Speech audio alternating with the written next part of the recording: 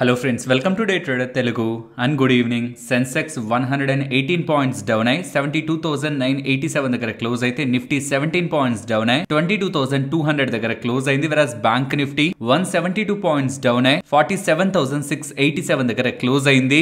ఇవాల్టి మార్కెట్స్ యొక్క price activity opening gap up పక్క నుంచి కూడా నిన్నటి హై ని బ్రేక్ చేస్తూ అప్ సైడ్ కి అయితే వెళ్ళింది, కానీ ఆల్మోస్ట్ ఫ్రమ్ 22,250 టు 300 ఆ 50 పాయింట్ జోన్ లో నుంచి నిన్న అండ్ ఇవాళ మార్కెట్ లో మనకి రిజెక్షన్ కనిపించింది. బట్ చాలా ఇంపార్టెంట్ డేటా పాయింట్స్ ఉన్నాయి. పర్టికులర్ గా ఎఫ్ఐఎస్ కి సంబంధించిన షార్ట్ పొజిషన్స్ 2 lakh మార్క్ ని క్రాస్ అయ్యాయి. దాని గురించి మనం ఇంపార్టెంట్ గా మాట్లాడుకోవాలి అండ్ ఉంటున్న డేటా పాయింట్స్ అన్నిటిని స్టెప్ బై స్టెప్ ఒక్కొక్కటిగా మాట్లాడుకుంటూ వద్దాం. నిన్న మనకి యుఎస్ కి సంబంధించిన PPI data, producer price index data నిన్న రిలీజ్ అయింది. అది యాక్చువల్లీ చాలా స్ట్రాంగ్ గా ఉంది. అంటే ఇన్ సింపుల్ టర్మ్స్ అది మార్కెట్స్ కి మంచిది కాదు. బికాస్ డేటా స్ట్రాంగ్ గా ఉంటే ఫెడ్ వాళ్ళు వడ్డీ రేట్లు తగ్గించరు కదా అని భయాలు మార్కెట్ లో నెలకొంటాయి. కానీ ఆ డేటా రిలీజ్ అయిన తర్వాత జెరోమ్ పవల్ గారు, యుఎస్ ఫెడ్ చైర్మన్ గారు, ఆ పిపిఐ డేటా ఏదైతే మీకు కనిపిస్తూ ఉంటుందో అదేమంత హాట్ గా లేదు, అంత సీరియస్ గా లేదు, అంత పెరిగిపోలేదు, మిక్స్డ్ గా ఉంది. అండ్ అలాంటి డేటాను చూసి మేము ఎక్కడైనా వడ్డీ రేట్లు పెంచుతున్నారు అనుకుంటారేమో, మేము వడ్డీ రేట్లు పెంచమని సీరియస్లీ ఆ ఇంపార్టెంట్ టైంలో ఈ inflation data, PPI inflation data పెరిగిందని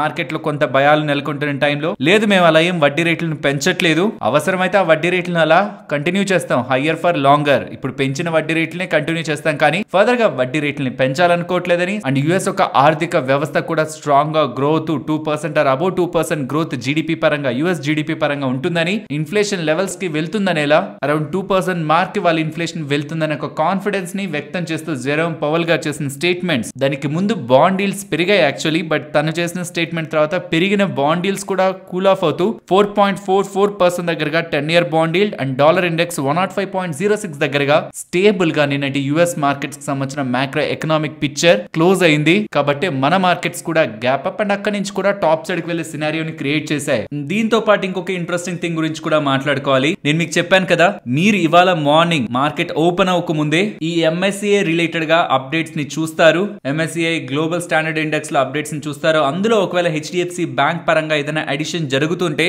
అది బిగ్ పాజిటివ్, జరగకపోతున్నా అదేం బిగ్ నెగిటివ్ కూడా కాదు. ఎందుకంటే మార్కెట్ లో జరగదు, బికాస్ 24.95% ఉంది foreign head room. So 5 basis points or 0.05% దగ్గరగా ఇంకా మనకి స్పేస్ రావాల్సి ఉంది. కాబట్టి 25% రావాలి, 24.95% ఉంది. సో ఎలాగో కొంత తక్కువ ఉంది, వాళ్ళు కావాలనుకుంటే రిజెక్ట్ చేయొచ్చు, లేదంటే వాళ్ళ ఓన్ గా దాన్ని యాక్సెప్ట్ చేసి హెచ్డిఎఫ్సి బ్యాంక్ యొక్క వెయిటేజ్ పెంచుతుంటే మాత్రం అదొక బిగ్ పాజిటివ్ అయ్యేది. బట్ అలా ఏం రాకపోతుండడం, అట్లీస్ట్ అలా జరుగుతుందని ఒక చిన్న ఎక్స్పెక్టేషన్స్ పెట్టుకున్న వాళ్ళు కూడా ఉంటారు కదా, సడన్ గా సర్ప్రైజ్ ఉంటదేమో అని వాళ్ళు ఇవాళ కొంత ప్రాఫిట్ బుకింగ్ హెచ్డిఎఫ్సి బ్యాంక్ లో చేస్తున్నట్లు కనిపిస్తుంది. బికాస్ మీరు గమనిస్తే ఓన్లీ ప్రైవేట్ బ్యాంక్స్, అందులోనే హెచ్డిఎఫ్సి బ్యాంక్ ఎక్కువగా మనకు కరెక్ట్ అయింది. వెరాస్ పబ్లిక్ సెక్టర్ బ్యాంక్స్ ఇవాళ పాజిటివ్ లో ఉన్నాయి. Not only public sector banks, energy, reality, most of the ఈ సెక్టర్స్ అన్ని కూడా ఇవాళ పాజిటివ్ లో ఉన్నాయి. అండ్ పోర్ట్ఫోలియో స్టాక్స్ ఇవాళ కూడా బాగా స్ట్రాంగ్ గా మూవ్ అయ్యాయి. మీరు గమనించండి, మిడ్ క్యాప్ స్పేస్ ఇవాళ 1% దగ్గరగా మూవ్ అయింది. ఈ వీక్ స్టార్టింగ్ నుంచి ఇప్పటి వరకు చూస్తే నిఫ్టీ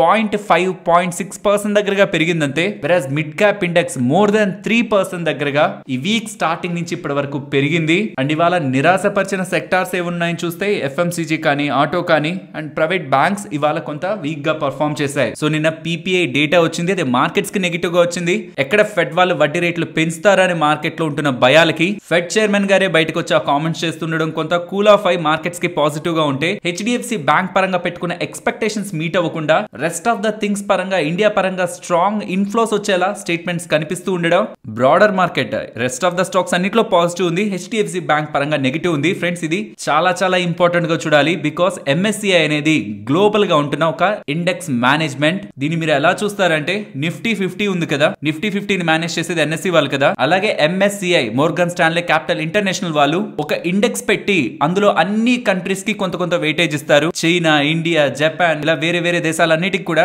ఎంతెంత వెయిటేజ్ ఇవ్వాలి, మన ఇండెక్స్ లో వచ్చే డబ్బుల్ని ఎంతెంత కంట్రీస్ లోకి పెట్టాలి అని వాళ్ళు వెయిటేజ్ ని ఇస్తూ ఉంటారు. అలా ఒకప్పుడు 2020లో చైనా రిలేటెడ్ గా 43.2% వెయిటేజ్ ఉండేది, చాలా స్ట్రాంగ్ వెయిటేజ్. ఆ టైంలో మనకి 8% మాత్రమే వెయిటేజ్ ఉండేది. కానీ అప్పటి నుంచి ఇప్పటికి సుమారు 4 సంవత్సరాల టైంలో చైనా ఒక వెయిటేజ్ 43.2 నుంచి 25.7 కి డ్రాప్ అయింది, సిగ్నిఫికెంట్ డ్రాప్. బట్ మన ఇండియాది మోర్ దాన్ డబల్, 8% నుంచి 18.3% కి ఇంక్రీజ్ అయింది. అండ్ ప్రెసెంట్ పెంచుతున్న ఈ వెయిటేజ్ తో సుమారు $2 బిలియన్ దగ్గరగా డబ్బులు మన ఇండియన్ ఈక్విటీ మార్కెట్స్ లోకి ఫ్లో అవుతాయి. అండ్ అది ఇవాళ డిసిషన్ తీసుకున్నారు, కానీ అది ఎఫెక్ట్ రిఫ్లెక్ట్ అయ్యేది, మార్కెట్ లోకి డబ్బులు వచ్చేది మే 31st. ఏ స్టాక్స్ ని వాళ్ళ ఎమర్జింగ్ మార్కెట్ ఇండెక్స్ లోకి యాడ్ చేశారనేది మీరు స్క్రీన్ పైన గమనించవచ్చు. Large cap space, mid cap space లోకి ఏ స్టాక్స్ యాడ్ అయ్యాయి అండ్ వాటి వెయిటేజెస్ ఎంత ఉన్నాయనేది మీరు ఇక్కడ గమనించవచ్చు.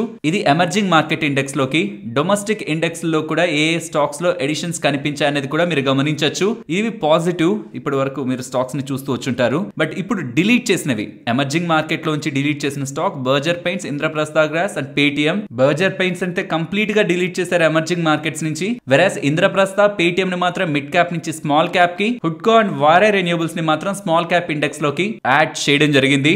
ఎస్, హెచ్డిఎఫ్సి బ్యాంక్ పరంగా వెయిటేజ్ పెంచకపోవడం కొంత డిసప్పాయింట్మెంట్ నే క్రియేట్ చేసింది. కానీ ఓవరాల్ ఇండియా పరంగా గ్లోబల్ గా స్ట్రాంగ్ వెయిటేజ్ అయితే పెరుగుతూ ఉంది. అండ్ నెక్స్ట్ ఈవెంట్స్, ఇవాళ యుఎస్ కి సంబంధించిన సిపిఐ ఇన్ఫ్లేషన్ డేటా 5 PM తర్వాత, ఈవినింగ్ 5 తర్వాత అప్డేట్ అవుతుంది. అలాగే రీటైల్ సేల్స్ డేటా కూడా అప్డేట్ అవుతుంది. ప్రాబబ్లీ అది మార్కెట్ ని డ్రైవ్ చేసే మేజర్ ఫ్యాక్టర్ అవ్వచ్చు. ఫ్రెండ్స్, ఇక్కడ నెగిటివ్ కంటే పాజిటివ్ వస్తే మార్కెట్ చాలా బాగా పెరగడానికి ఛాన్సెస్ ఉన్నాయి. ఈ పాయింట్ అండర్లైన్ చేయండి. దీన్ని మీకు డేటా అని చెప్తాను. నెగిటివ్ వస్తే డెఫినెట్ గా మార్కెట్ పడుతుంది. బట్ పాజిటివ్ డేటా కానీ వస్తే inflation 0.3 month on month comparison లో కోర్ ఇన్ఫ్లేషన్ డేటా కానీ, కోర్ సిపిఐ డేటా కానీ డౌన్ సైడ్ వస్తే 0.3 ఆర్ దానికంటే బిలో వస్తే దెన్ మార్కెట్ ప్రాబబలీ ఇది బ్రేక్ చేసి టువర్డ్స్ 22,500 వెళ్లే ఛాన్సెస్ చాలా స్ట్రాంగ్ గా ఉన్నాయి. దాని గురించి మాట్లాడుకుందాం. So US CPI inflation data, retail sales data market కి అనుగుణంగా వస్తే సిపిఐ ఇన్ఫ్లేషన్ డేటా వీక్ అవ్వాలి, రీటైల్ సేల్స్ డేటా కూడా కొంత వీక్ గానే రావాలి. ఈ రెండు అలా వస్తే మార్కెట్స్ ఇక్కడ నుంచి స్ట్రాంగ్ గా పెరగడానికి పాసిబిలిటీ ఉంది. దానికి ప్రధాన కారణం ఎఫ్ఐఎస్ ఒక షార్ట్ 2,13,000 కాంట్రాక్ట్స్ దగ్గరగా ఎఫ్ఐఎస్ ఒక షార్ట్ ఇండెక్స్ ఫ్యూచర్స్ లో యాడ్ అవుతున్నాయి. నేను మీకు ప్రీవియస్ గా చెప్పాను, నిఫ్టీ లాట్ సైజ్ 50 నుంచి 25 చేంజ్ అయింది కాబట్టి 2 lakh కాంట్రాక్ట్స్ టచ్ అవుతున్నప్పటి నుంచి మనం కొంత అలర్ట్ అవ్వాలి. బికాస్ మనం ప్రీవియస్ గా 1,00,000 కాంట్రాక్ట్లు వచ్చినప్పటి నుంచి అలర్ట్ అయ్యేవాళ్ళం. ఇప్పుడు 2 lakh కాంట్రాక్ట్స్ వచ్చిందంటే దాని అర్థం significant short positions FIs Indian equity markets లో చేసినట్టు. సో ఇది ఫ్యూచర్స్ లో చెప్తున్నాను.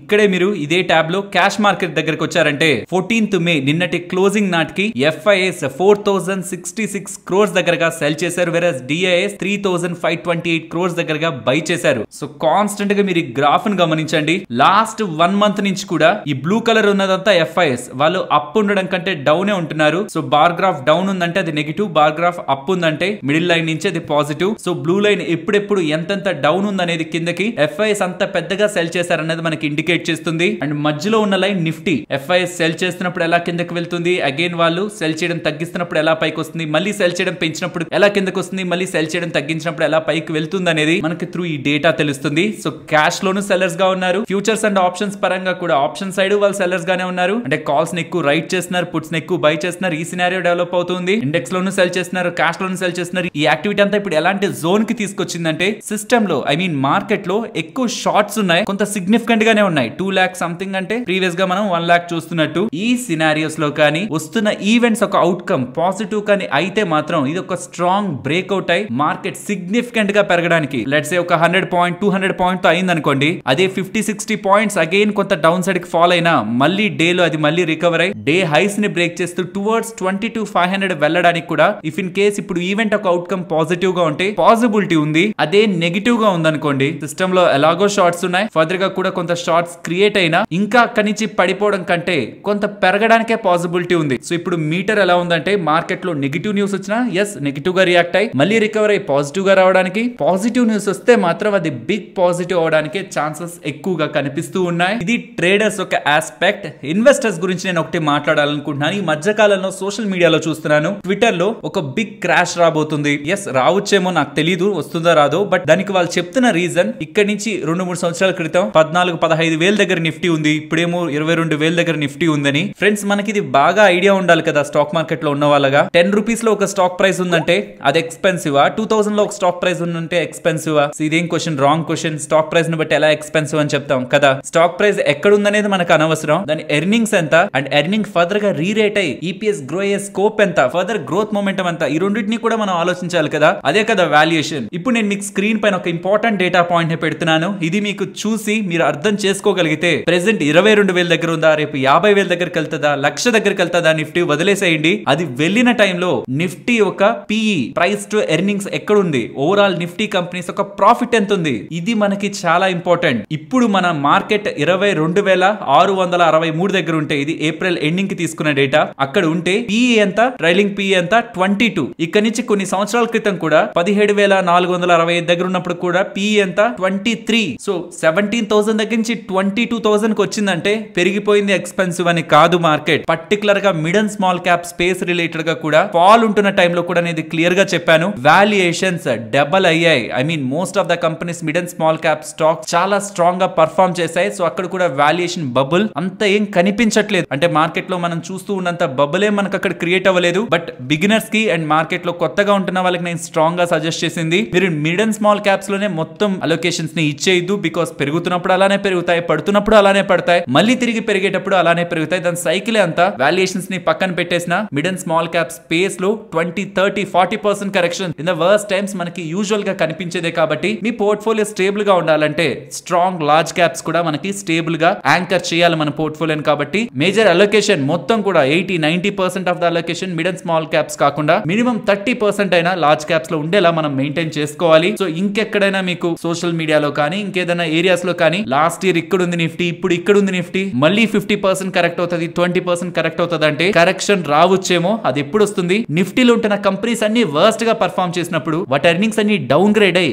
ఇంకా కమింగ్ క్వార్టర్స్ లో కూడా వీక్ గానే పర్ఫార్మ్ చేస్తాయని మీకు ఎప్పుడైతే డేటా పాయింట్స్ అప్డేట్ అవుతుంటాయో దాంతో ఆటోమేటిక్ గా స్టాక్స్ ఫాలో అవుతాయి, దాంతో ఆటోమేటిక్ గా నిఫ్టీ ఫాలో అవుతుంది. అలా కాకుండా రిలయన్స్ కానీ, HDFC బ్యాంక్ కానీ, కోటాక్ కానీ, ICICI కానీ, యాక్సిస్ కానీ ఇవన్నీ స్ట్రాంగ్ గానే కమింగ్ క్వార్టర్స్ లో పర్ఫార్మ్ చేస్తాయి. టైం టు టైం వాళ్ళ బిజినెస్ ఇంప్రూవ్ అవుతుందంటే వాళ్ళ ఎర్నింగ్స్ అప్గ్రేడ్ అవుతాయి, వాటి స్టాక్ ప్రైసెస్ పెరిగితే ఆటోమేటిక్ గా నిఫ్టీ పెరుగుతుంది. కాబట్టి రిలేటివ్ గా ప్రైస్ తో కాదు వాటి వాల్యుయేషన్స్ తో కంపేర్ చేసే ప్రయత్నం అండ్ వాటి ప్రాఫిట్స్ ఎలా గ్రో అవుతాయనే దాన్ని బట్టి మనం వాల్యుయేషన్స్ చూడాలి తప్పించి నిఫ్టీ 22,000 దగ్గర ఉంది, క్రాష్ అయ్యి 20,000 దగ్గరకు వస్తుంది, 18,000 దగ్గరకు వస్తుంది, ఈ మాటల్లో భయపెట్టే అంశాలు తప్పితే రియాలిటీలో స్టాక్ మార్కెట్ లో లాజిక్ గా ఉండే అంశాలు ఇందులో ఏవి కూడా లేవు. సరే ఇంత మాట్లాడాక రేపు పొద్దున ఎగ్జాంపుల్ వర్స్ట్ కేస్ సినారియో తెలుసుకోవాలి కదా. మోడీ గారు గవర్నమెంట్ లోకి రాలేదనుకుందాం, మనందరికీ తెలుసు అలా జరగదని. బట్ ఎస్ ఒకవేళ జరిగింది అనుకుందాం, ఖచ్చితంగా మార్కెట్ క్రాష్ అవుతుంది. బట్ ఆ క్రాష్ ఎర్నింగ్స్ కారణంగానా, అంటే ఎర్నింగ్స్ అని డౌన్ గ్రేడ్ అయిన కారణంగానా? కాదు కదా. అదొక సినారియో. ఆ టైం డెఫినెట్లీ మనకు ఒక ఆపర్చునిటీ. నేను అందుకే చెప్పాను ఎలక్షన్స్ కి ఎవరెవరైనా స్టాక్స్ లో ఇన్వెస్ట్మెంట్ చేద్దాం అనుకుంటే మాత్రం 3 days బిఫోర్ మోడీ గారు ఖచ్చితంగా స్ట్రాంగ్ మెజారిటీతో వస్తారనుకుంటే 3 days before election date June 4th కి 3 days బిఫోర్ మనకి ఇన్వెస్ట్మెంట్ ఆపర్చునిటీ. లేదు రారు అని మీకు ఏదైనా స్పెషల్ అనాలిసిస్ ఉంటే 3 days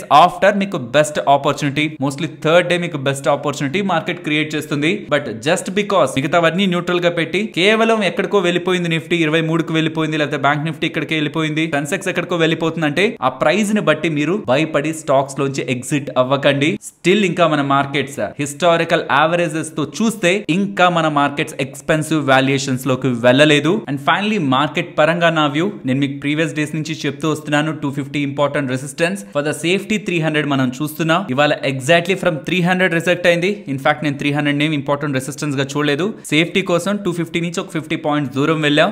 ఆ 250 నుంచి ఆ 300 ఇన్ బిట్వీన్ ఇవాళ రెసిస్టెన్స్ ఆ రిజెక్షన్స్ అయితే కనిపించాయి. ఇఫ్ ఇన్ కేస్ డేటా ఇవాళ టూ మచ్ హాట్ గా ఉంటే, అలాంటి వర్స్ట్ డేటా పాయింట్ కానీ యాడ్ అయిందంటే ఫర్దర్ గా మార్కెట్ కన్సాలిడేట్ అవ్వచ్చు. లేదా డేటా పాయింట్ కానీ స్ట్రాంగ్ గా ఉందంటే ఈ జోన్ బ్రేక్ అయ్యి అబోవ్ మార్కెట్ వెళ్తూ స్ట్రాంగ్ గా అప్ సైడ్ కి మూవ్ అయ్యే పాసిబిలిటీ కూడా ఉంది.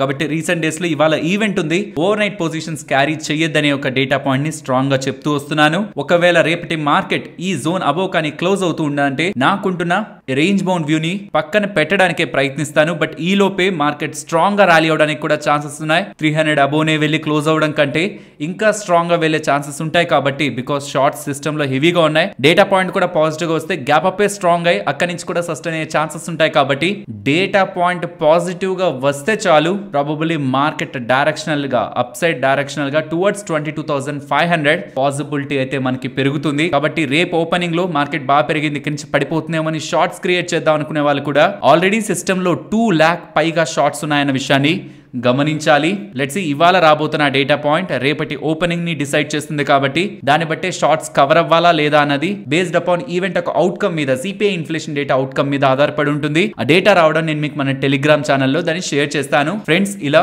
మార్కెట్ లో ఉంటున్న ఎంటైర్ డేటాను అనాలిసిస్ చేస్తూ వీడియోని మీ ముందుకు తీసుకొని రావడానికి మేము పెడుతున్న ఎఫర్ట్స్ మీకు వాల్యుబుల్ గా అనిపిస్తూ ఉంటే మన వీడియోని తప్పకుండా లైక్ చేయండి.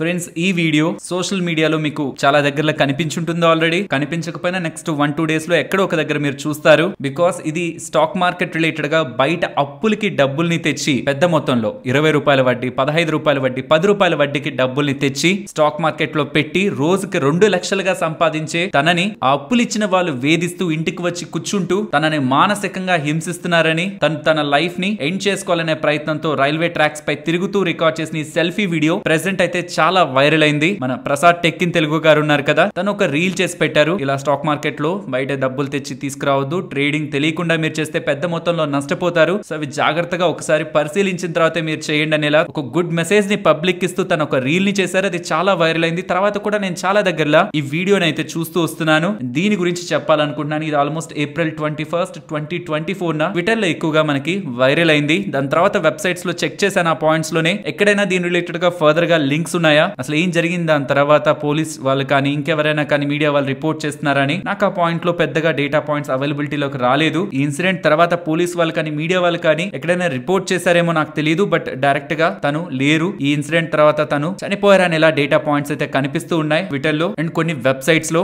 స్టాక్ మార్కెట్ లో వేరే వాళ్ళ దగ్గర నుంచి తీసుకొచ్చి డబ్బుల్ని పెట్టి సంపాదించాలనే ప్రయత్నం, ఈవెన్ రోజుకు 2 లక్షలు సంపాదిస్తున్నానంటున్నారు, అది మోస్ట్లీ ట్రేడింగ్ ద్వారానే అని ఎలా తను రిప్లికేట్ చేస్తున్నట్టు. అలాంటి తను తీసుకున్న డబ్బుల్ని తిరిగి కట్టమని వాళ్ళు బలవంతం చేస్తూ ఉండడం. సో బలవంతం చేస్తున్నారంటే ప్రాబబ్లీ తను ట్రేడింగ్ లో నష్టపోయి ఉంటారు కాబట్టి తిరిగి కట్టలేని పొజిషన్ లోకి వెళ్ళుంటారు. ఆ పరిస్థితుల్లో ఈ 10 రూపాయల వడ్డీ, 15 రూపాయల వడ్డీ, 20 రూపాయల వడ్డీ నేను ఎలా కట్టగలను, అది డబ్బులా వేనా పేపర్సా, ఎందుకు నన్ను ఇలా హింసిస్తున్నారని తనకి అప్పులు ఇచ్చిన వాళ్ళని క్వశ్చన్ చేస్తూ తను చేస్తున్న ఈ వీడియో స్టాక్ మార్కెట్ లో అప్పులు తీసుకొచ్చి బ్యాంక్ ద్వారానో లేకపోతే మనం సేవింగ్స్ లో పెట్టుకున్న దాని ద్వారానో లేకపోతే ఎవరి దగ్గర నుంచైనా మనకు తెలిసిన వాళ్ళకి చేయబదులుగానే తీసుకొచ్చి వడ్డీ లేకుండా కూడా నేను మీకు నెలలో ఇస్తా 2 నెలల్లో ఇస్తాను తీసుకొచ్చి ట్రేడింగ్ చేద్దాం అనుకోవడం పర్టికులర్ గా. And even small caps mid caps భారీగా పెరిగిపోతున్నాయి, అప్పర్ సర్క్యూట్స్ లోకి వెళ్తున్నాయని కూడా లీవరేజ్ తీసుకొని మరి, బికాస్ కొంతమంది బ్రోకర్స్ మార్జిన్ ట్రేడింగ్ ఫెసిలిటీని కూడా ప్రొవైడ్ చేస్తుంటారు. అలా వాళ్ళ దగ్గర అప్పు తీసుకొని బయట కూడా అప్పు తీసుకొని మరి స్టాక్స్ లో mid and small caps micro caps లో ఇన్వెస్ట్మెంట్ చేసే వాళ్ళ సంఖ్య కూడా రీసెంట్ టైమ్స్ లో భారీగానే ఉంది. కాబట్టి దాని దృష్టిలో ఉంచుకునే సెబీ వాళ్ళు కూడా mid and small cap stocks related గా టూ మచ్ యూఫోరియా మెయింటైన్ అవుతుందని చెప్పారు. సో ఈ FNO ట్రేడింగ్ కానీ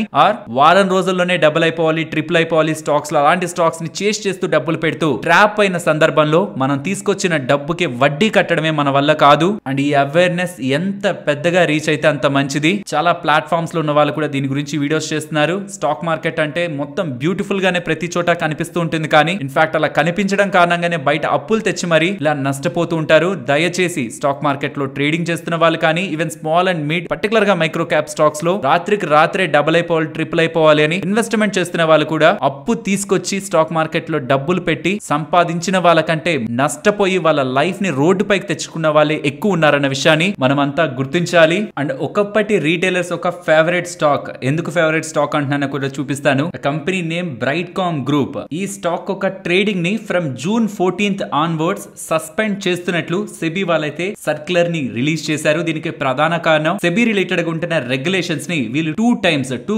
కన్సిక్యూటివ్ టైమ్స్ ఫాలో అవ్వలేదని, దాని కారణంగా సస్పెన్షన్ June 14th నుంచి చేస్తారని, ఎప్పటి వరకు అయితే వీళ్ళు ఈ రెగ్యులేషన్స్ ని ఫాలో అవ్వరో అప్పటి వరకు ఆ సస్పెన్షన్ అలానే ఉంటుందని, సస్పెన్షన్ అయిన 15 డేస్ తర్వాత T2T సెగ్మెంట్ లో Z కేటగిరీలో every week first trading session రోజు ట్రేడ్ అవ్వడం స్టార్ట్ అవుతుందని, ఫర్ నెక్స్ట్ 6 months అలాంటి యాక్టివిటీ ఉంటుందనేలా NSE వాళ్ళు అప్డేట్ చేస్తున్నారు. ఫ్రెండ్స్ దీని రిలేటెడ్ గా పెద్ద చరిత్రే ఉంది. చాలా ఇర్రెగ్యులారిటీస్ ఈ కంపెనీలో కనిపించడం, సెబీ వాళ్ళ కంపెనీలో ఫారెన్సిక్ ఆడిట్ చేయాల్సిందిగా డెసిషన్స్ తీసుకోవడం అండ్ చాలా సందర్భాల్లో మేనేజ్మెంట్ రిలేటెడ్ గా తప్పులన్నీ బయటికి వస్తూ వచ్చాయి. అండ్ ఇక్కడ ఇంట్రెస్టింగ్ థింగ్ గమనించండి, ఈ కంపెనీని ఎక్కువగా ప్రేమించింది ఎవరని చూసినప్పుడు రీటైలర్స్, పబ్లిక్ ఆల్మోస్ట్ 71% దగ్గరగా ఈ కంపెనీలో వాటాను హోల్డ్ చేస్తున్నారు. 5,75,000 దగ్గరగా 5,75,000 దగ్గరగా షేర్ హోల్డర్స్ లో majority of share holders public కే ఉంటూ ఉండడం అనేది కొంత షాకింగ్ గా ఉంటుంది. ఒకవేళ ఎవరైనా ఈ స్టాక్ ఫర్దర్ గా పడుతూ ఉంటే పెన్నీ స్టాక్ ఆపర్చునిటీ ఉంది, ఈ స్టాక్ లో ఇన్వెస్ట్మెంట్ చేయండి అని ఎక్కడైనా మీకు కనిపిస్తుంటే అది ప్యూర్లీ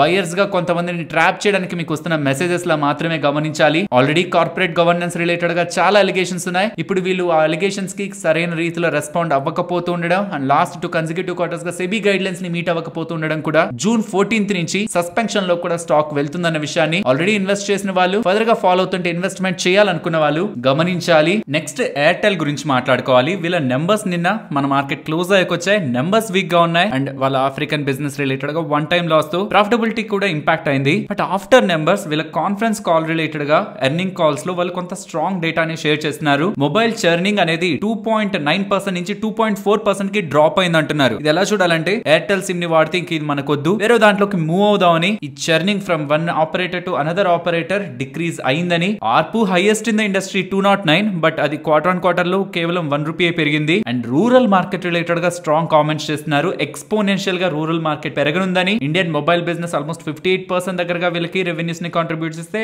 ఆఫ్రికా బిజినెస్ 25% కాంట్రిబ్యూట్ చేస్తుందని. And non mobile business DTH and other segments ఉంటాయి కదా, అవి 17% దగ్గరగా బిజినెస్ ని కాంట్రిబ్యూట్ చేస్తున్నాయి. ఇలా క్వాలిటీ ఆఫ్ బిజినెస్ రిలేటెడ్ గా ఎర్నింగ్ కాల్స్ లో MD and CEO Gopal Vittal garu చేసిన కామెంట్స్ స్టాక్ రిలేటెడ్ గా కొంత పాజిటివిటీని యాడ్ చేశాయి. అండ్ దీంతో పాటు ఇది మనం చాలా టైం బ్యాక్ నుంచి డిస్కస్ చేసుకుంటున్నాం. ఐ థింక్ నెలల క్రితం నుంచి డిస్కస్ చేసుకుంటున్నాం. ఎలక్షన్ తర్వాత మనం వాడుతున్న ప్లాన్ ప్రైజెస్ పెరుగుతాయి. బికాస్ ఎలక్షన్స్ కి ముందు పెంచితే అది ఇంపాక్ట్ ఉంటుంది కాబట్టి గవర్నమెంట్ వాళ్ళు ఖచ్చితంగా అది పెంచొద్దని చెప్తూ ఉంటారు. After elections most of the times prices పెరుగుతాయి. చాలా వాటి రిలేటెడ్ గా పెరుగుతుంటాయి. అందులో మరీ ముఖ్యంగా ఈ టారిఫ్ ప్రైజులు ఎలక్షన్ తర్వాత 25% వరకు పెరగడానికి పాసిబిలిటీ ఉంటుందని. దాని కారణంగా అధికంగా లాభపడబోయేది ఫస్ట్ ప్లేస్ లో ఎయిర్టెల్, సెకండ్ ప్లేస్ లో జియో అండ్ థర్డ్ ప్లేస్ లో వోడాఫోన్ ఐడియా మనకు కనిపిస్తూ ఉండడం కూడా టెలికామ్ స్టాక్స్ లో ఈవెన్ ప్రెసెంట్ ఉంటున్న వీక్ నెంబర్స్ ఆర్ ఏదైనా నెగిటివ్ థింగ్స్ కూడా మార్కెట్ కంప్లీట్ గా ఇగ్నోర్ చేస్తూ టారిఫ్ హైక్ మీదే ఫోకస్ చేయడానికి పాసిబిలిటీ ఉంటుంది. So if in case in future tariff hike చేసినా సరే ఆ పాజిటివిటీ అంతా ఆల్రెడీ స్టాక్ లో ఈ రీసెంట్ డేస్ లో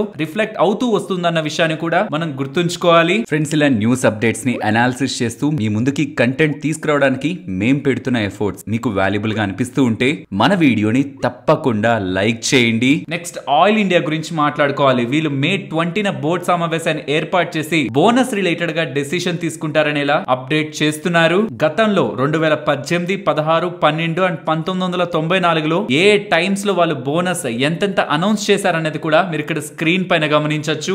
నెక్స్ట్ ఎల్ఐసి వాళ్ళకి సెబీ దగ్గర నుంచి ఒక పాజిటివ్ అప్డేట్ అయితే కనిపిస్తూ ఉంది. Minimum public share holding norms ని ఎల్ఐసి వాళ్ళు ఫాలో అవ్వాలి కదా. యాక్చువల్లీ నార్మల్ నార్మ్స్ అయితే మార్కెట్ లో ఏదైనా కంపెనీ వచ్చి లిస్ట్ అయిన 3 years లోపు ఆ కంపెనీలో పబ్లిక్ షేర్ హోల్డింగ్ అనేది 25% ఆర్ అంతకంటే ఎక్కువ ఉండాలి. ప్రమోటర్స్ దగ్గర కేవలం 75 ఆర్ దానికంటే బిలో ఉండాలి. కానీ ఎల్ఐసి చాలా పెద్ద కంపెనీ, కొంత వాటాని సెల్ చేస్తేనే భారీ మొత్తంలో ఐపీఓగా వచ్చింది. అలాంటి దాంట్లో 20-25% వాటా పబ్లిక్ దగ్గరికి వెళ్ళాలంటే మోస్ట్లీ దానికి చాలా టైం పడుతుంది. కాబట్టి సెబీ వాళ్ళు 2027 May 16th లోపు 25% కూడా కాదు 10% వాటాను అచీవ్ చేస్తే చాలు, 10% పబ్లిక్ షేర్ హోల్డింగ్ కి తీసుకొస్తే చాలు అని సెబీ వాళ్ళు స్పెషల్ నార్మ్స్ ని ఎల్ఐసి వాళ్ళకి అప్డేట్ చేస్తూ ఉండడం. ఇమీడియట్ గా గవర్నమెంట్ కి ఎల్ఐసి లో వాటా నమ్మాల్సిన అవసరం రాదు కాబట్టి ఇవాళ స్టాక్ ఇంతలా పెరిగింది.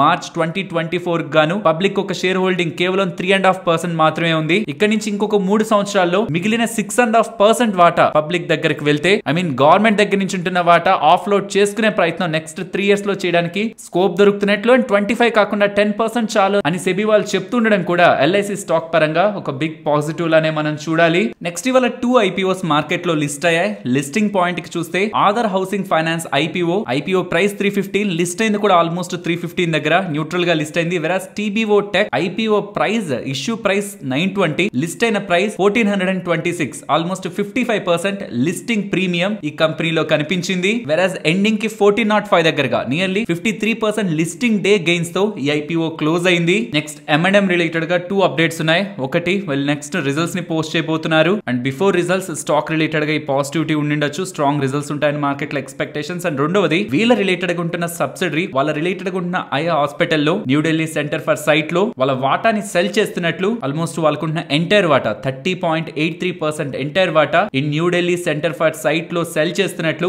M&M వాళ్ళు ఎక్స్చేంజెస్ కి అప్డేట్ చేస్తున్నారు. నెక్స్ట్ సిప్లా వాళ్ళ ప్రమోటర్స్ వాళ్ళ అండర్ లో ఉంటున్న వాటా నుంచి 2.53% వాటాని బ్లాక్ డీల్ లో సెల్ చేస్తూ 2637 crores రైజ్ చేస్తూ ఉండడం. అండ్ దానికి పెడుతున్న ప్రైస్ కూడా 1289 to 1357, మాక్సిమం 5% డిస్కౌంట్ లో స్టాక్స్ ని సెల్ చేయాలని ప్రయత్నిస్తూ ఉండడం. ఆఫ్టర్ ఈ స్టేక్ సేల్ తర్వాత స్టాక్ ఇంతలా పెరిగిందంటే పెద్ద మొత్తంలో సిప్లాలో వాటాని కొనడానికి బిగ్ ప్లేయర్స్ ఇంట్రెస్టెడ్ గా ఉన్నారన్న విషయాన్ని మనకి ఇండైరెక్ట్ గా చెప్తుంది. సో ఎప్పుడైనా ప్రమోటర్స్ కానీ ఎవరైనా mutual funds or institutional players పెద్ద మొత్తంలో వాటాని ఎగ్జిట్ అవుదాం అనుకున్నప్పుడు డిస్కౌంట్ లో పెట్టినా సరే స్టాక్ లో మనకి గెయిన్ కనిపిస్తుందంటే అంత పెద్ద మొత్తంలో ఉంటున్న వాటాని అబ్జార్బ్ చేసుకోవడానికి అనదర్ ప్లేయర్ కూడా, స్ట్రాంగ్ ప్లేయర్ కూడా ఉన్నారనేలా మనకి ఇండికేషన్ వస్తున్నట్టు. ఎవరా స్ట్రాంగ్ ప్లేయర్, ఆ నేమ్ ఎవరన్నది ఇవాళ ఎండ్ ఆఫ్ ద డే లో NSE లో అప్డేట్ అవుతుంది. నెక్స్ట్ ఆరియన్ ప్రో సొల్యూషన్స్ గురించి మాట్లాడుకోవాలి. వీళ్ళ బోర్డు 1:1 లో బోనస్ ని డిక్లేర్ చేసింది. ఎవరెవరైతే ఈ కంపెనీలో ఒక స్టాక్ ని హోల్డ్ చేస్తుంటారో ఇంకొక స్టాక్ ఫ్రీగా వచ్చి యాడ్ అయ్యి 1 స్టాక్ కాస్త 2 స్టాక్ అవుతుంది. అండ్ స్టాక్ ప్రైస్ కూడా హాఫ్ అవుతుంది.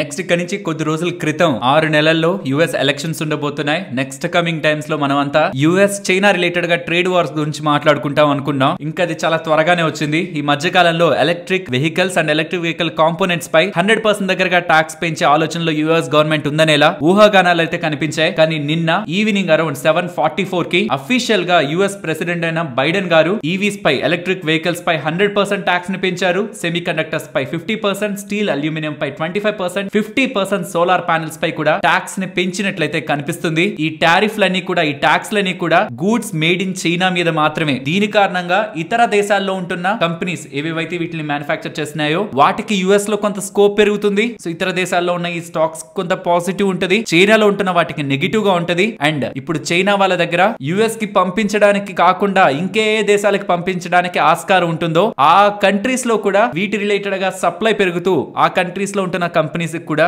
నెగిటివ్ గా ఉంటుంది. దీని మల్టీ డైమెన్షన్స్ లో మనం చూడాల్సి ఉంటది. సో స్ట్రైట్ అవే యుఎస్ లో ఉంటున్న కంపెనీస్ కి పాజిటివ్, చైనాలో ఉన్న కంపెనీస్ కి నెగిటివ్ కాదు. చైనా వాళ్ళకి ఇంకే కంట్రీస్ లో ఎక్కువ యాక్సెసిబిలిటీ సప్లై చైన్ నెట్వర్క్ ఉంది, వాళ్ళకి ఎక్కడ స్కోప్ ఎక్కువ ఉంటుంది డంప్ చేయడానికి వాళ్ళ రిలేటెడ్ గా ఉంటున్న ఎలిమెంట్స్ అన్నది కూడా ఆ కంట్రీస్ లో ఉంటున్న కంపెనీస్ ఫేస్ చేయాల్సి ఉంటది. సో ఇప్పుడు యుఎస్ వాళ్ళు ఈ స్టెప్ తీసుకుంటున్నారు కాబట్టి చైనా నుంచి వస్తున్న డంపింగ్ ని, చైనా నుంచి వస్తున్న సప్లై ని తట్టుకోవాలంటే ఇతర దేశాలు కూడా కొన్ని రిస్ట్రిక్షన్స్ అయితే పెట్టాల్సి ఉంటది. మోస్ట్లీ అలాంటి స్టెప్స్ తీసుకుంటే ఆ గవర్నమెంట్స్ అనే ఒక ఉద్దేశంతోనే మోస్ట్లీ సెగ్మెంట్స్ కి సంబంధించిన స్టాక్స్ ఈవెన్ ఇండియాలో లిస్ట్ అయిన కంపెనీస్ పెరిగాయి. గ్లోబల్ గా ఉన్నవి, యుఎస్ లో ఉన్నవి అయితే ఇంకా చాలా ఎక్కువ పెరిగాయి. అండ్ దీనికి చైనా వాళ్ళు కూడా రెస్పాన్స్ ఇస్తూ యుఎస్ వాళ్ళు ఇలా చర్యలు తీసుకోవడం తప్పు, మేము వరల్డ్ ట్రేడ్ ఆర్గనైజేషన్ WTO తో మేము డిస్కస్ చేసి దీని రిలేటెడ్ గా మేము రెస్పాన్స్ ఇస్తామనేలా కూడా అప్డేట్ అయితే చేశారు. క్లియర్ గా ఎలక్షన్ స్టంట్స్ అని చెప్పుకోవాలి. Because time to time election వచ్చిన ప్రతిసారి చైనా రిలేటెడ్ గా ఆరోపణలు ట్రంప్ గారు అయితే ఒక రేంజ్ లో చేస్తారు. ఇప్పుడు బైడెన్ గారు కూడా చైనాని టార్గెట్ చేస్తూ ఎలక్షన్స్ కి 6 months ముందు ట్యాక్స్ ని పెంచబోతున్నాం అనేలా స్టేట్మెంట్స్ అయితే చేశారు.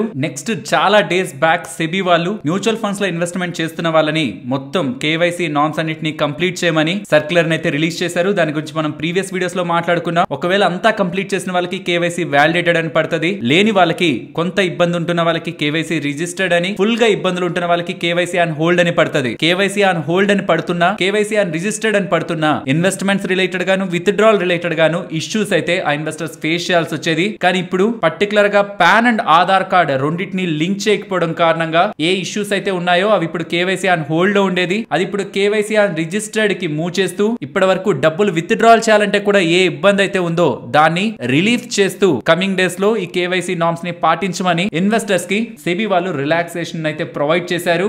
ఇదే కాదు, ఎన్ఆర్ఐస్ కూడా సంవత్సరం పాటు కేవైసీ రిలేటెడ్ గా ఉంటున్న ఇష్యూస్ ని సార్ట్ అవుట్ చేసుకోమని ఎక్స్టెండ్ చేస్తూ April 30, 2025 వరకు కూడా టైం ని ఎక్స్టెండ్ చేస్తూ ఉండడం. ఇప్పటి వరకు ఈ కేవైసీ నామ్స్ రిలేటెడ్ గా ఎవరెవరైతే ఇష్యూస్ ని ఫేస్ చేశారో ఎస్ఐపిస్ రిలేటెడ్ గా కానీ, ఫ్రెష్ అనదర్ ఏఎంసీస్ లో చేసిన ఇన్వెస్ట్మెంట్స్ పరంగా కానీ, విత్డ్రాల్స్ పరంగా కానీ సెబీ వాళ్ళు గుడ్ న్యూస్ ని ఇస్తున్నట్టు. పర్టికులర్ గా ఎన్ఆర్ఐస్ కి అయితే చాలా మంచి పాజిటివ్ డేటా, 1 year వరకు టైం పీరియడ్ ఇచ్చి మీకుంటున్న ఇష్యూస్ ని సార్ట్ అవుట్ చేసుకోమని సెబీ వాళ్ళు అయితే చెప్తున్నారు. ఫ్రెండ్స్, యూజువల్ గా పంప్ అండ్ డంప్ చేయాలంటే చాలా కసరత్తులు చేయాలి, ఎవరెవరినో కాంటాక్ట్ అవ్వాలి, అది ఇది అనుకుంటాం కదా. కానీ జస్ట్ ఒక ట్విట్టర్ హ్యాండ్లర్ ఎన్ని కోట్ల లాభాల్ని అండ్ ఎన్ని వేల కోట్ల నష్టాల్ని తీసుకొచ్చిందో మీరు ఇక్కడ గమనించండి. రోరింగ్ కిటీ అనే ఈ ఛానల్లో 2021 జూన్ 19 తర్వాత నుంచి మీకు ఏ ట్వీట్ కనిపించదు. కానీ మే 13వ తేదీన రెస్ట్ తీసుకుంటున్న అతను మళ్ళీ నిద్రలేస్తున్నాడు అనేలా ఒక ఇమేజ్ 26 మిలియన్ రీచ్ కి వెళ్ళింది. తర్వాత the X-Men, Wolverine, the Avengers ఇలాంటి మీమ్స్ తో ఏ స్టాక్ పేరు తను మెన్షన్ చేయలేదు, ఒక్క పర్టికులర్ స్టాక్ కూడా మెన్షన్ చేయలేదు. కానీ తను ప్రీవియస్ గా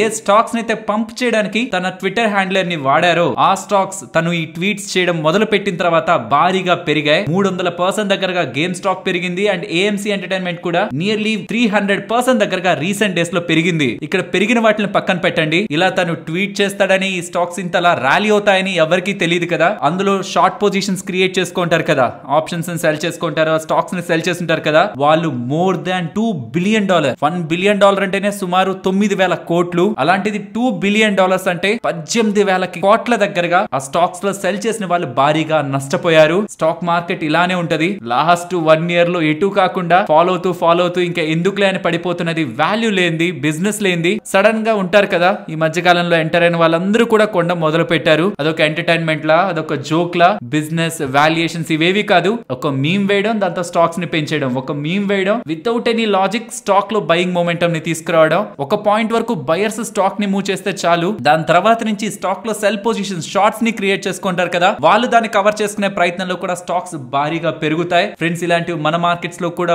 బోల్డ్ కనిపిస్తాయి. మైక్రో క్యాప్స్ లో, పర్టికులర్ గా స్మాల్ క్యాప్స్ లో రీజన్ లేకుండా పెరిగిపోతూ ఉంటాయి. దానికి 100 కారణాలు ఉండొచ్చు. ఏదో ఒక యూట్యూబ్ ఛానల్ వాళ్ళు ప్రమోట్ చేసుకుంటూ ఉండొచ్చు, ఏదో ఒక టెలిగ్రామ్ మెసేజెస్ ద్వారా మెసేజెస్ వెళ్తూ కూడా బయర్స్ ని అందులో తీసుకొస్తూ పెద్ద మొత్తంలో స్టాక్స్ ని పంప్ చేస్తూ ఉండొచ్చు వితౌట్ ఎనీ లాజిక్. ఎంటర్ అయితే బిలీవ్ మీ ఇప్పుడు ఎలా అయితే స్టాక్స్ పెరిగాయో, ఇంతలా పెరిగాయో, నెక్స్ట్ కొద్ది నెలల్లో చూడండి ఇవి ఎక్కడ ఉన్నాయో ప్రీవియస్ గా దానికంటే డౌన్ సైడే ఉంటాయి. ఈ పంప్ అండ్ డంప్ గేమ్ అంతా టెంపరరీ. లాంగ్ టర్మ్ లో బిజినెస్ డే కంపెనీ యొక్క స్టాక్ ప్రైస్ ని నిలబెడుతుంది. నెక్స్ట్ రిజల్ట్స్ గురించి మాట్లాడుకుందాం. First Granules India numbers weak గా అండ్ వర్స్ట్ గా అయితే లేవు. మార్కెట్ ఎక్స్పెక్టేషన్స్ కి నియర్ గానే ఉన్నాయి. Revenues, margins and profitability near to market expectations ఏ ఉన్నాయి. అండ్ ఈవెన్ వీళ్ళ debt quarter on quarter comparison లో 10% దగ్గరగా తగ్గించుకుంటూ 842 crores దగ్గరగా మెయింటైన్ చేస్తున్నారు. ROCE ఇంప్రూవ్ అయింది 16.5%. ప్రీవియస్ గా 15.25% ఉండేది. And revenue from north America కూడా ప్రీవియస్ గా ఉంటున్న ఇయర్ ఆన్ ఇయర్ లో చూస్తే ప్రీవియస్ గా 58% ఉంటే ఇప్పుడు 70% దగ్గరగా కనిపిస్తూ ఉంది. ఓవరాల్ గ్రాన్యూల్ ఇంటర్నల్స్ బానే ఉన్నాయి. అండ్ నెంబర్స్ కూడా in line with market estimates ఏ ఉన్నాయి.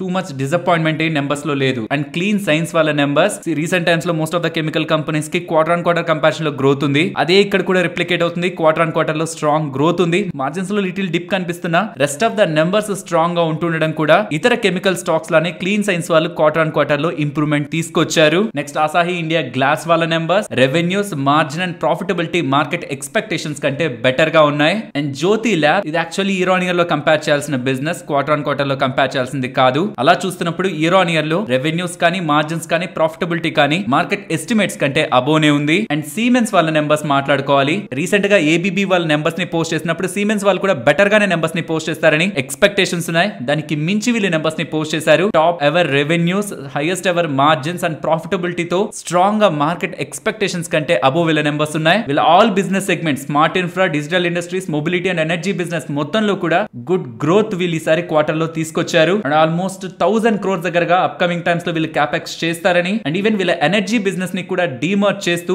బై క్యాలెండర్ ఇయర్ 25 లోపు మార్కెట్ లో లిస్ట్ చేస్తారనేలా కూడా అప్డేట్స్ అయితే కనిపిస్తూ ఉన్నాయి. అండ్ కోల్గేట్ వాళ్ళ నెంబర్స్ స్క్రీన్ పైన ఉంటాయి. ఓవరాల్ నెంబర్స్ మార్కెట్ ఎక్స్పెక్టేషన్స్ కంటే బెటర్ గా ఉన్నాయి. Revenues, margin and profitability quarter on quarter and year on year better గానే గ్రో అయింది. నెక్స్ట్ అపోలో టైర్స్ గురించి మాట్లాడుకోవాలి. ఇది ఇయర్ ఆన్ ఇయర్ లో కంపేర్ చేసే బిజినెస్ ఫ్రెండ్స్. అన్ని కంపెనీస్ సిఎట్ కానీ, ఎంఆర్ఎఫ్ కానీ అన్ని వీక్ గానే పోస్ట్ చేశాయి. బట్ వాటన్నిటిలోకి అపోలో టైర్స్ ఇంకా వీక్ గా పోస్ట్ చేసింది. సిఎట్ 4% దగ్గరగా గ్రోత్ ఉంటుంది ఇయర్ ఆన్ ఇయర్ లో రెవెన్యూ. ఎంఆర్ఎఫ్ ఆల్మోస్ట్ 8% ఉంటుంది. కానీ వీళ్ళు 0.2% గ్రోత్ ని డెలివర్ చేశారు. మార్జిన్స్ ఫ్లాట్ గా ఉన్నాయి. ప్రాఫిటబిలిటీ డ్యూ టు లో sales and flat margins double digits లో ప్రాఫిట్ డిక్లైన్ అయింది. ఓవరాల్ నెంబర్ సిఎట్ అండ్ ఎంఆర్ఎఫ్ తో కంపేర్ చేస్తే, రిలేటివ్ గా కంపేర్ చేస్తే వీక్ గా ఉన్నాయి. నెక్స్ట్ నిఫ్టీ అలాగే bank Nifty support and resistance. Market ఇవాళ గ్యాప్ అప్ పై అక్కడి నుంచి టాప్ సైడ్ కి వెళ్ళాక సడన్ గా ఫాలో అవుతూ ఇవాళ మీరు గమనిస్తే 22,180 to 190 around most of the consolidation అయితే జరిగింది. ఇఫ్ ఇన్ కేస్ ఆ జోన్ బ్రేక్ అయితే మాత్రం ఈసారి అగైన్ అంటే ఇవాళ అయితే కన్సాలిడేట్ అయింది. బట్ ఒకవేళ బ్రేక్ అయి డౌన్ సైడ్ కి వస్తుంటే due to any negative update 22,080 అది కూడా బ్రేక్ అయితే 21,950. ఒకవేళ అప్ సైడ్ కి వెళ్తుంటే మాత్రం టువర్డ్స్ 22,250 అండ్ 300